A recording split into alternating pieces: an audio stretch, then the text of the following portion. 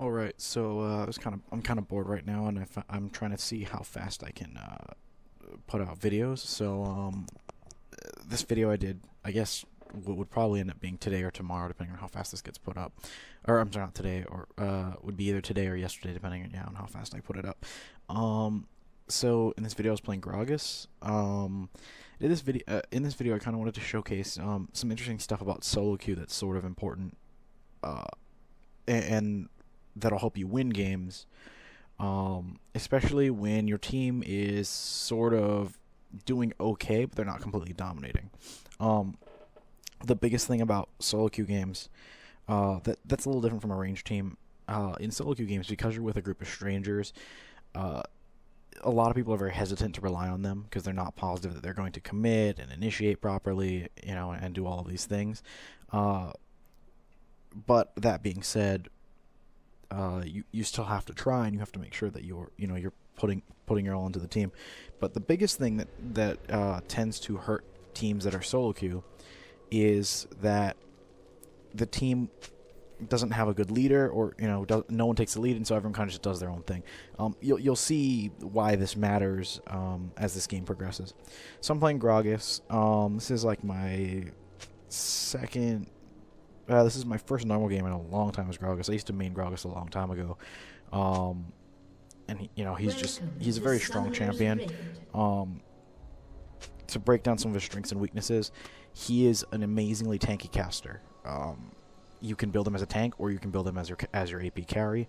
Though personally, I like him as sort of I like him more as the tanky caster.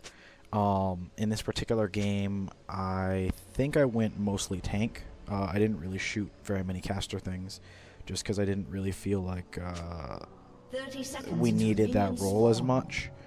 And also because I wound up, well, you'll see what happens, and I'll explain it when that happens, and why that made me decide on going tanky.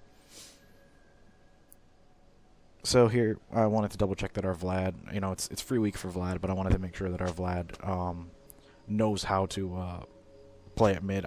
That's one of those things that you have to realize is on the free weeks, depending on your skill level, and of course the skill level of the person that's playing the free week champion, they may not be playing it the way that you think that they should be playing it, but as long as they're good enough to not like give up tons of deaths and do okay, that's fine, and that they can still mid.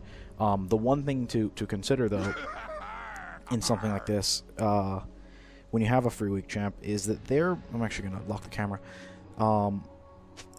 They may make a few mistakes because they're not used to the character, and so sometimes you want to slot them in a position where those mistakes won't matter as much in the early while they get used to it, and that's why I wasn't sure about him midding.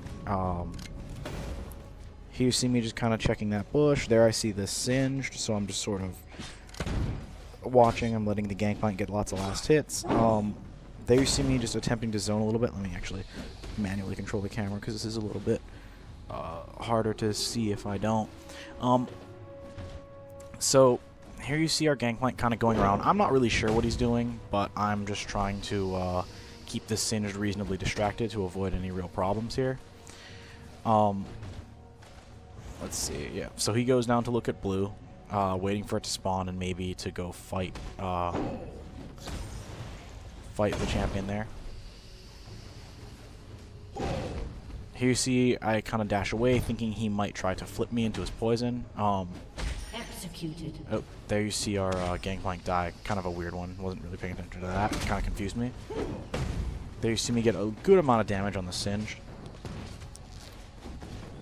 The one thing that makes Gragas really good for a solo top lane is he is very self-sustaining. That's why I picked the Doran's Ring. It basically means I can stay in lane for a really long time because I heal mana up and heal health.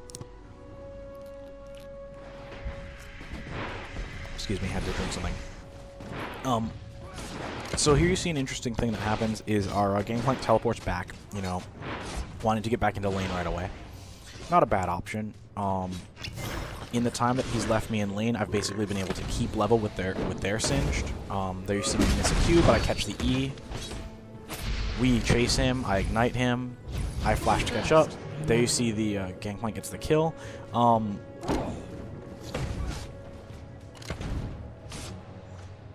It's interesting because I think at one point this Gangplank says something about asking me if I'm mad that he got the kill. Of course, yeah, there it is. And of course, one thing to keep in mind is roles, especially in solo queue. It's not all about you getting the kills. It can be, depending on if you're a carry or not, but for this, you know, I know for a fact that Gangplank is going to be much stronger if he's got more kills. I don't really need those kills, you know. I need to be able to. I just kind of need to hold out. So here, our Gangplank makes a slight mistake. He's very low on health. There you see me kind of barrel out to kind of keep pressure on this lane. There we see a Mumu, so we start walking away.